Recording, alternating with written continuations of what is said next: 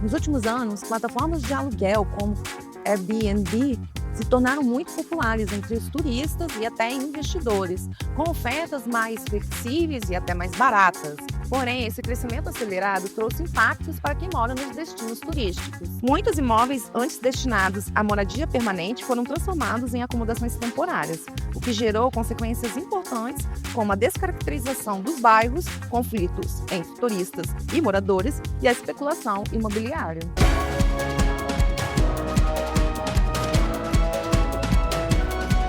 ES Brasil.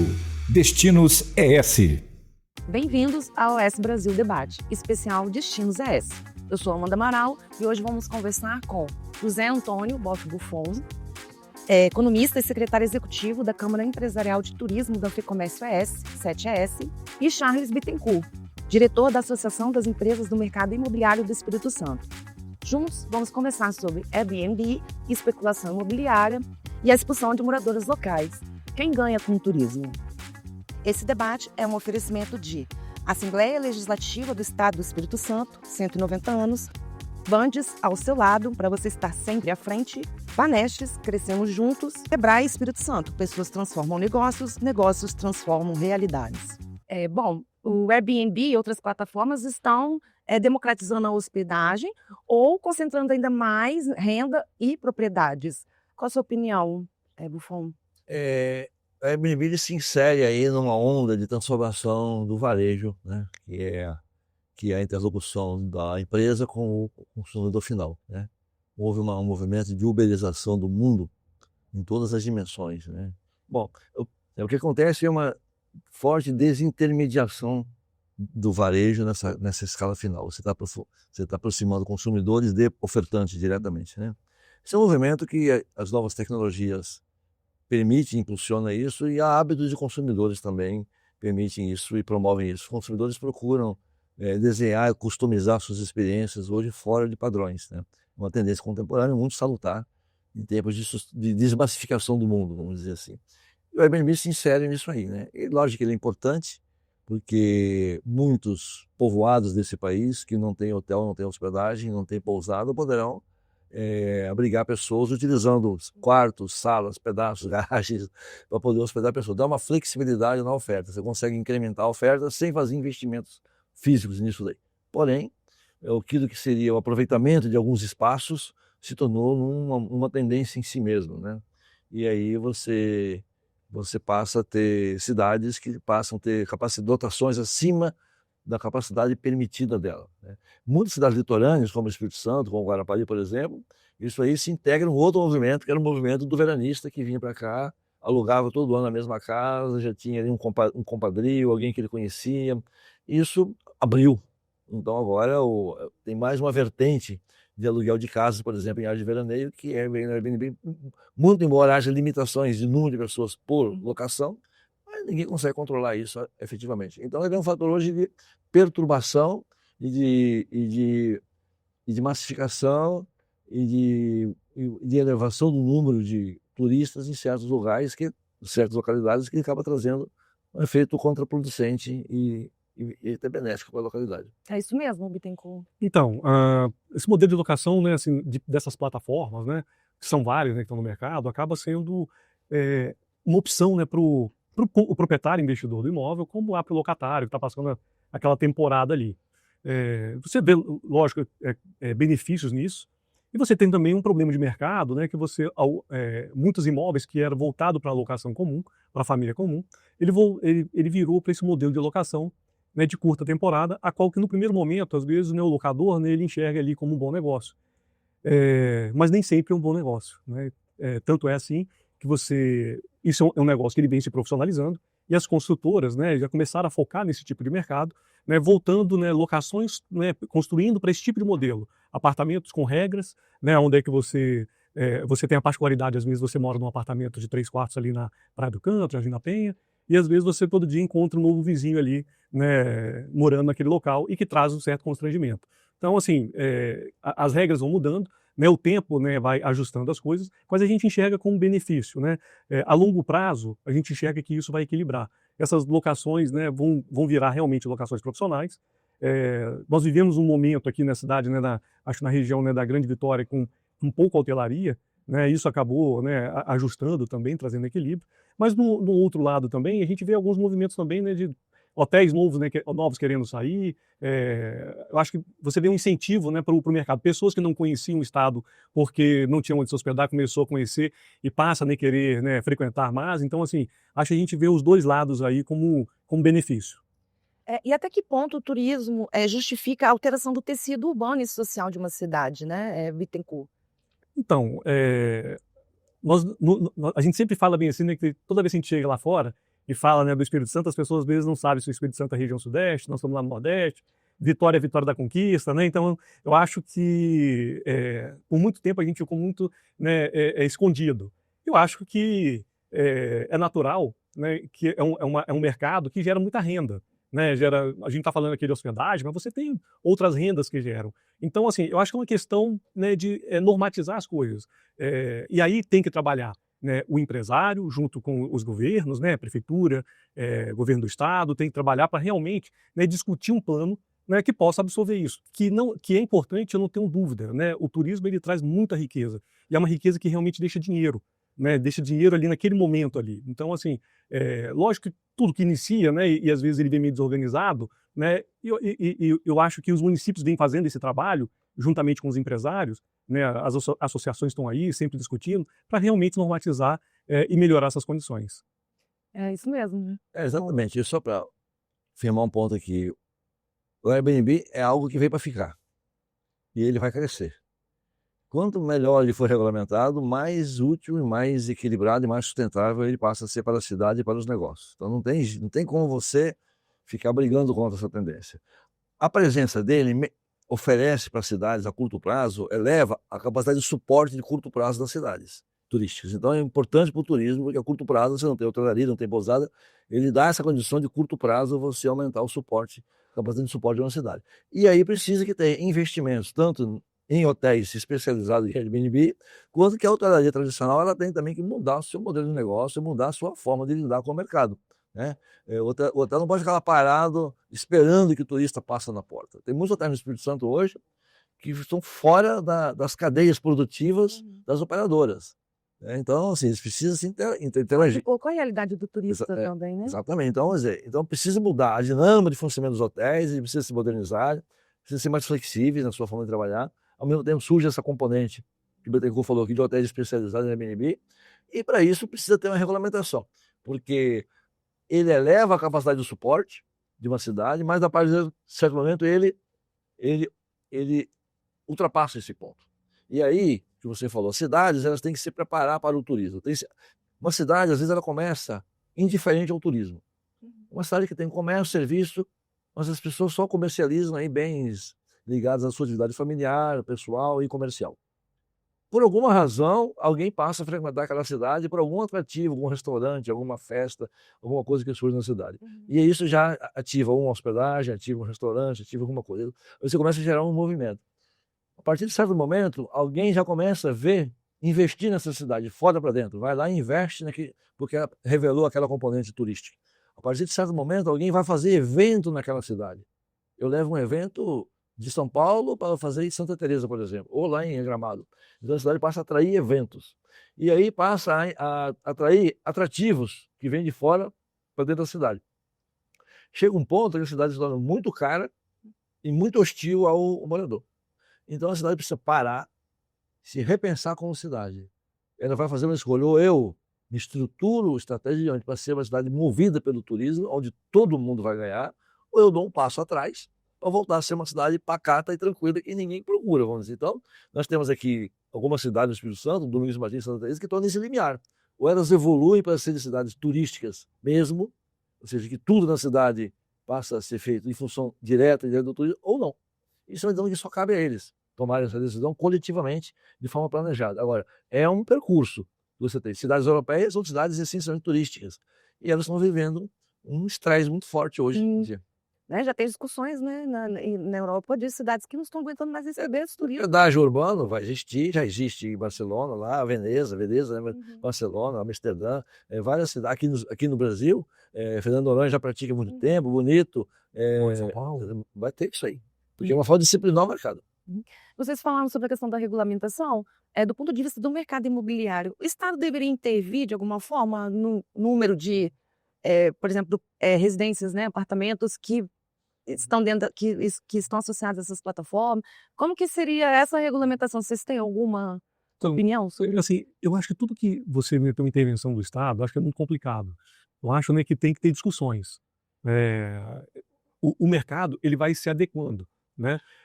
Você pega a cidade de São Paulo hoje, você tem uma oferta enorme desse modelo de locação. Prédios, né, que foram construídos, né, para ser usado em plataformas, né, seja ela a mais variada possível. E aí vai se tornando um negócio legal, né? Você hoje, por exemplo, né, até pouco tempo, né, saiu uma matéria agora recentemente, você tinha pessoas que faziam esse modelo de locação porque queria fugir da questão tributária. A Receita Federal notificou essas plataformas e falou o seguinte: olha, de 2020 para cá, eu quero todas as informações, né, de locações que foram feitas nesse modelo de locação. Quer dizer, aquele que estava, né, ali fugindo pela questão tributária, né, e querendo, né, fugir do tributo, ele já vai pensar duas vezes. Será que o negócio se torna tão atrativo, né, eu continuar nesse modelo de locação? Então, assim, eu acho que tudo tem que ser colocado, né, na mesa e discutido. O Estado intervir eu acho que é muito complicado, mas eu acho que o Estado é importante, né, trabalhar junto com a iniciativa privada para realmente, assim, essa área é uma área bacana, né, nós vamos mudar o PDM disso aqui para criar mais atrativos, né, nós vamos, por exemplo, né, o centro da cidade é uma região que a gente precisa desenvolver, vamos criar um atrativo ali para esse modelo de locação. Então, assim, eu acho que existem formas, né, do Estado ele contribuir sem fazer uma intervenção, e sim trabalhando em conjunto. Que é o que o Buffon estava falando, né? Não tem como o Estado dizer assim, Vitória vai ter tantas residências no Airbnb, não tem como você estabelecer esse número, o Estado não tem informação para isso, e o mercado é muito dinâmico, né? O lado positivo, que você permite levar a capacidade de suporte de uma cidade a curto prazo é importante, mas também quando você faz isso, você retira a capacidade o tamanho do mercado de locação da cidade. Então, toda cidade tem um conjunto de residências e um conjunto de famílias. Existe mais família do que residência. Sempre. Existe um déficit habitacional. Em parte disso, ele é resolvido pelo mercado de aluguéis. Se você satura esse mercado de aluguéis, elevando a capacidade de suporte de turistas, você está prejudicando o morador. Você está encarecendo a vida do morador, né? Porque vai precisar ou mudar de cidade ou partir para um aluguel mais caro. Então, neste ponto, é importante que esse mercado ele seja controlado para não ser excessivo. Você tem que criar alternativas para que se crie novas ofertas em novas bases já institucionais aí, e ao mesmo tempo você coíba a pessoa que está fugindo de um mercado regulado para um mercado não regulado, né? E aí o mercado acaba encontrando um tamanho. Mas é muito importante que você tenha as regulamentações para isso, né? E eu acredito que algumas coisas poderiam ser feitas sem regular a quantidade, mas uma casa que você vai colocar uma casa recorrentemente na Airbnb, você precisa ter um cadastro público daquela casa. Isso aí, ou seja, o poder público municipal poderia cadastrar cada casa, garantir que ela tem segurança contra incêndio, contra várias coisas. Porque você vai colocar um terceiro ali dentro. Então, talvez obrigaria a pessoa a ir lá se apresentar e dizer: minha casa vai estar à disposição dessa plataforma assim, assim, assim. Aí o produto faz uma vistoria. Porque também tem esses riscos nessas residências aí. A família assume o risco que ela quer. Mas quando você coloca um terceiro dentro, isso é uma forma também de você controlar o mercado. Essa é uma pergunta que eu ia fazer para a Bittencourt, porque encontrar esse ponto comum do investidor, o morador e o turista, né? Tem a base do planejamento, que o Buffon nos explicou, você complementou. Mas essas plataformas, tipo Airbnb, né, como acessá-las, né? Como trazer elas para essas discussões, ou como fazer com que elas se interessem pela discussão, como o Buffon está colocando aqui, né? Vamos mudar a regra, vamos exigir mais, né? Do ponto de vista do mercado imobiliário. Olha só, acho que o Buffon falou um negócio bem interessante, assim. Essas plataformas, a gente costuma dizer que elas não têm donos, né? Elas estão em outros locais, né? A maioria tem representantes no Brasil, mas assim, você não é um imobiliário que você entra lá, né, com um dono lá, marca uma reunião com o proprietário do imóvel e se discute um negócio. Então, realmente, existem algumas coisas que realmente o município ele pode fazer, né? Por exemplo, né, o imóvel ele tem que estar em condições de habitabilidade para poder ocupar, né? E lá ter as regras, né? Corpo de bombeiro. Você já tem uma questão, né, que a maioria dos condomínios, eles têm a regra do condomínio. Tem condomínio que não permite esse tipo de locação por temporada, né, qualquer tipo de plataforma, ou que seja, né, aquela locação que seja feita entre locador e locatário diretamente, né. Então, assim, é uma discussão que realmente, né, tem que ser do empresário juntamente com o município e com o Estado. Se não sentar e discutir, o Buffon falou uma coisa muito séria. Olha só, hoje nós temos, né, um déficit habitacional muito grande, a locação ela interfere muito nisso, porque ela né, que sustenta, né, essa turma que precisa de morar naquele momento, né, ou seja para uma temporada, né, ou seja para longo prazo. E por incrível que pareça, né, às vezes a gente acha bem assim que tem grandes investidores, né, de locação. Não. A maioria das locações, né, são feitas por aquela pessoa que ela tem ali às vezes 1 ou 2 imóveis no máximo, que é o quê? É aquela pessoa que trabalhou a vida toda, juntou aquele patrimônio para poder contribuir, né, com a aposentadoria dela. Né? Então, assim, nós não temos no Brasil aquele costume de ter grandes empresas investidoras, né, que constroem condomínios e tal, somente voltado para a locação. Por quê? Porque a locação, quando ela olha em si, ela acaba não sendo tão atrativa. Né? Então, tipo assim, o valor do imóvel com o valor do aluguel, né, e quando ele vai lá, ele tem que recolher o tributo, né, fazer a gestão daquilo, acaba não sendo tão atrativo. Então, assim, é uma discussão que tem que realmente trazer para a mesa, né, porque, assim, tem que ter uma turma muito grande ali discutindo. E se realmente, né, não houver, né, uma discussão disso, como aconteceu em alguns países aí, na Espanha, eu acho que já tem, né, uma cidade que não é permitido mais esse modelo de locação. Eu acho que tem outras cidades também na Europa aí que não é mais permitido, exatamente porque estava expulsando os moradores, né, da sua região, quer dizer, prejudicando inclusive a questão do emprego. Né, quer dizer, a pessoa que morava do lado do emprego dela teve que mudar para andar 30 quilômetros, 20 quilômetros para poder conseguir morar com a sua família. É isso mesmo, Buffon. Assim, toda vez que você tem uma mudança estrutural forte no mercado, tem essas consequências, né? Então, tem que ter a regulação. O mercado funciona muito bem quando ele tem regras bem definidas. Eu falo analogia com o futebol. Se o futebol não tivesse regras claras, né, você não teria a inovação nos esquemas táticos, não teria preparação física, não teria o jogo coletivo, não teria espaço para o talento. O futebol é sempre uma analogia muito importante para você demonstrar a vida. Quando você estabelece a regra clara, a regra justa, clara, aí você permite que os melhores, os mais eficazes, prosperem ali dentro. Então o mercado ele é muito importante para a alocação de recursos e permitir as decisões rápidas dentro de um marco legal estabelecido. Sem mercado, vira máfia. A máfia é a iniciativa privada operando sem regulação do Estado. A gente conhece como é que funciona isso aí. Tráfico de drogas é isso também. Então, nós queremos que esta técnica, esta forma de fazer negócio, ela melhore a capacidade de suporte da cidade sem estressar aquele colchão de residências que você tem destinado ao morador de aluguel. É um limiar, você tem que encontrar esse limiar aí. Hoje, a gente consegue avaliar se o lucro que está sendo obtido com essas plataformas digitais fica concentrado mais em grandes empresas, grupos econômicos, ou ainda fica com o cara que está alugando porque precisa fazer uma renda. Na avaliação hoje, qual seria, Buffon? Na minha avaliação, que isso democratizou bastante, porque a pessoa aluga um quarto, ele mora e aluga um quarto. Depois aí ele constrói uma casa para alugar. Aí as grandes redes, do meu ponto de vista, estão entrando agora. Os grandes investidores estão entrando agora nesses investimentos mais corporativos. Mas no começo, assim, foi uma renda, uma forma adicional, alternativa de fazenda para quem tem alguma ociosidade na residência. Uma ociosidade temporária, que era a fidelidade original do Airbnb, ou uma sociedade permanente, que ele já fazia o mercado de aluguel, só que ele mudou o formato jurídico de fazer isso. Em vez de ter um contrato, vir uma imobiliária de anual, com reajustes, etc. Ele vai para o mercado à vista ali, de cada semana fazer um aluguel diferente. Então, isso aí permitiu que essas pessoas tivessem um acesso à renda. Mas é renda. Renda tem que ser tributada. Então, o Estado brasileiro está olhando isso aí. E aí vai forçar, talvez, um enxugamento desse mercado em benefício de investimentos corporativos. A gente observa, né, que lá atrás, foi como foi bem explicado aí, né? Você tinha um modelo tradicional, aquele, né, um ligava para o outro, né, e se encontravam, né, e fazia negócio. E essas plataformas, elas vieram para poder realmente, né, ajustar esse modelo, assim, né, deixá-lo um pouco mais claro, inclusive mais confiante, né, o negócio, né, porque as pontas são mais amarradas e tal. E depois o negócio foi tomando outro rumo, né? Aquele cara que alugava o quarto dele, ele falou, poxa, eu acho que é bacana, eu vou comprar ali um terreno, vou fazer ali 5 apartamentos e vamos passar a alugar para esse tipo de modelo de locação.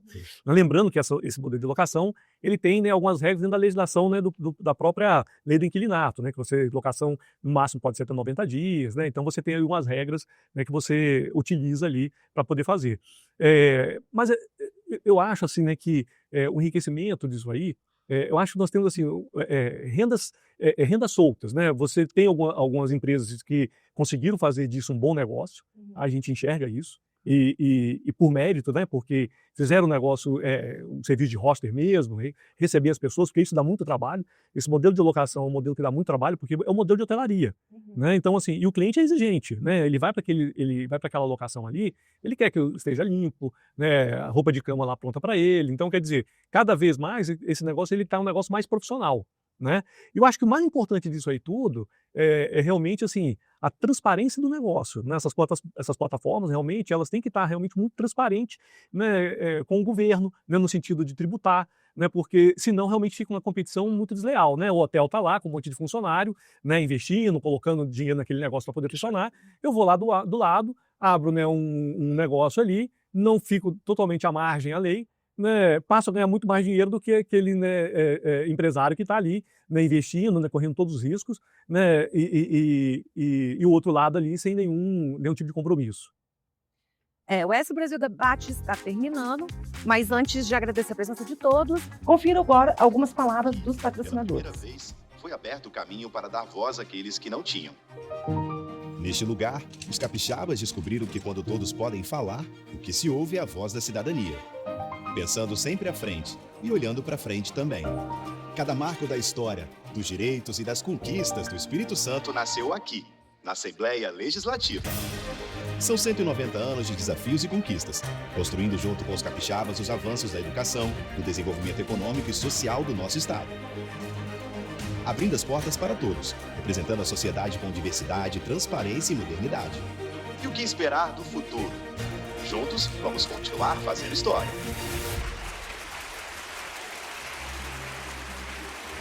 Assembleia Legislativa do Espírito Santo. O Espírito Santo é uma terra de oportunidades, um dos estados mais competitivos para a abertura de negócios e a atração de investimentos. E o Bandes é o parceiro estratégico para empresas que atuam no mercado capixaba. Somos um agente transformador da realidade local, com soluções para dar competitividade aos setores produtivos. Apoiamos os ecossistemas de inovação, a implantação de tecnologia e de infraestrutura. Financiamos a modernização industrial, o setor turístico e as empresas de comércio e de serviços. Também trabalhamos na estruturação de parcerias público-privadas e com programas de fomento. Sempre alinhados às causas de sustentabilidade, buscando preservar os recursos naturais.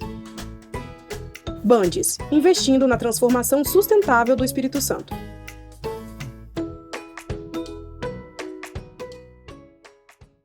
Investir nas pessoas para que elas invistam em seus sonhos. Isso é crescer junto.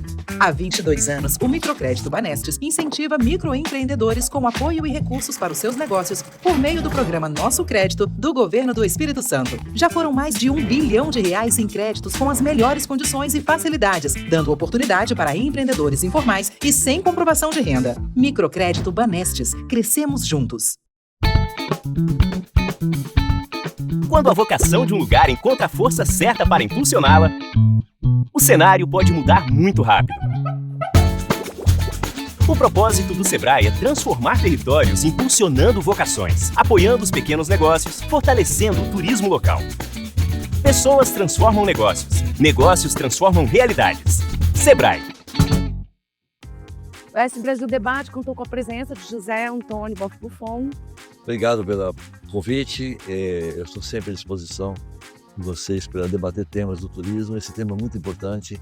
É um tema que vem crescendo no Espírito Santo. Já é bem evidente em algumas praças turísticas. Ele é um fator positivo, mas ele tem que ser devidamente equacionado para que possa proporcionar de fato uma agregação de valor aí, a melhoria do turismo no Espírito Santo.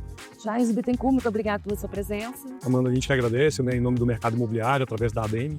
Eu acho que o Buffon falou é um espaço muito importante para a gente discutir. Eu acho que a melhor forma, né, de todo mundo crescer, né, seja o meio empresariado, né, o município, o estado, é a discussão. É trazer para a mesa o debate, né, e buscar, né, a melhor referência para todos. Muito obrigada pela presença de todos e até a próxima.